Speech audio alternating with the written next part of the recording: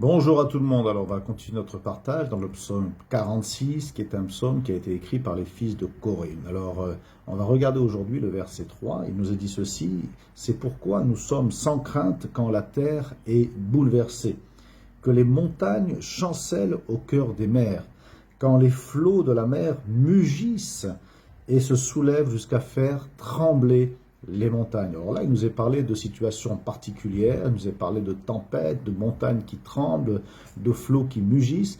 Et c'est vrai que parfois, dans la vie des hommes, il peut se lever de terribles tempêtes. Même quand on marche avec le Seigneur, nous sommes aussi confrontés parfois à de grandes tempêtes dans notre vie, des événements qui ne sont pas prévus, des choses qui interviennent et qui font que d'un coup, notre vie qui paraissait comme un long fleuve tranquille devient comme une mer déchaînée où tout autour de nous tremble, où ces montagnes chancellent, et on se trouve là dans cette tempête. Mais rappelons-nous l'histoire des disciples qui étaient dans cette barque et qui ont traversé le lac de Tibériade. Il nous est dit que le vent s'est levé, que la mer s'est soulevée, que les disciples étaient en péril, ils pensaient même qu'ils allaient couler, mais Jésus était dans la barque. Et je crois que ce que les fils de Corée disent quand ils commencent ce passage en disant « nous sommes sans crainte », c'est qu'ils ont la conviction que Dieu le Tout-Puissant, que le Seigneur Jésus-Christ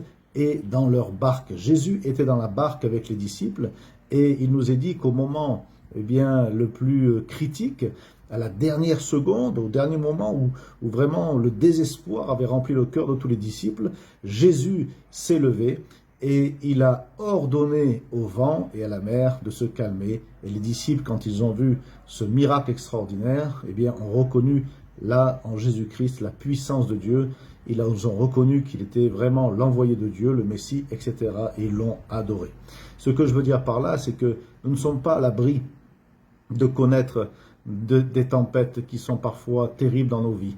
Mais ayons cette paix dans notre cœur. Ayons cette certitude que Jésus est fidèle, que Jésus ne nous abandonnera jamais.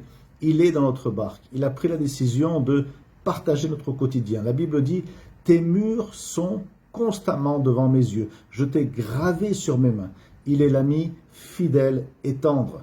Et lorsque les tempêtes vont se lever, ce que Dieu veut t'apprendre, c'est à rester calme dans la tempête. C'est à avoir la foi et à attendre la main du Seigneur qui va intervenir. Il est écrit dans Exode 14, 14, par exemple, on connaît très bien ce verset, « Gardez le silence, car l'Éternel combattra pour vous. » Ayons foi au Seigneur lorsque les tempêtes se lèvent dans notre vie et que tout autour de nous semble se déchaîner. Il est dans la barque, il est fidèle et il va intervenir au bon moment. Soyons sans crainte et soyons des hommes de foi, des femmes de foi, de ceux qui s'appuient sur les promesses et sur la parole de Dieu. Et puis c'est vrai que parfois ces tempêtes, elles sont mondiales, un petit peu comme ce que nous vivons aujourd'hui avec cette crise, avec cette pandémie. Et il semblerait là que tout soit bouleversé, que tout chancelle, mais sachons que Dieu est en contrôle, que Dieu a la main sur cette planète, a la main sur cette terre, et que Dieu connaît toutes choses et nous pouvons lui faire confiance et nous pouvons être dans la paix et sans crainte. Amen. Alors soyons comme les fils de Corée qui disons ce matin, mon cœur n'a aucune crainte. Même quand les flots mugissent, même quand les montagnes chancellent, même quand tout se déchaîne autour de moi, je suis tranquille, je suis en paix. Et puis je vais terminer avec cette petite histoire. Il y avait un jour un concours de peinture et on a demandé à plusieurs peintres de représenter qu'est-ce que la paix?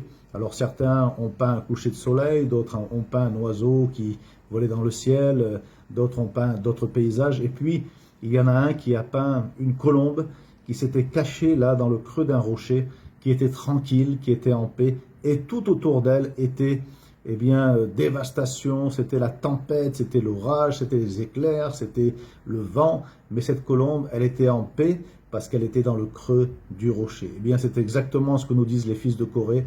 Nous sommes sans crainte parce que nous avons placé notre foi en celui qui est le Tout-Puissant, en celui qui est fidèle, en celui qui nous aime, qui nous a gravés sur ses mains. C'est Jésus-Christ qui a accepté les clous dans ses mains et qui a constamment nos murs devant ses yeux. C'est-à-dire, il connaît notre vie, il connaît notre quotidien. Que votre cœur soit en paix, que votre cœur soit sans crainte, car le Seigneur est avec vous. On va le prier quelques instants. Merci Seigneur pour cette parole, que tu bénisses chaque personne qui a pris le temps d'écouter cette vidéo et que tu lui donnes la paix, Seigneur, même dans la tempête, Seigneur. Merci de bénir cette terre de Madagascar. Je prie pour cette nation, pour ce peuple.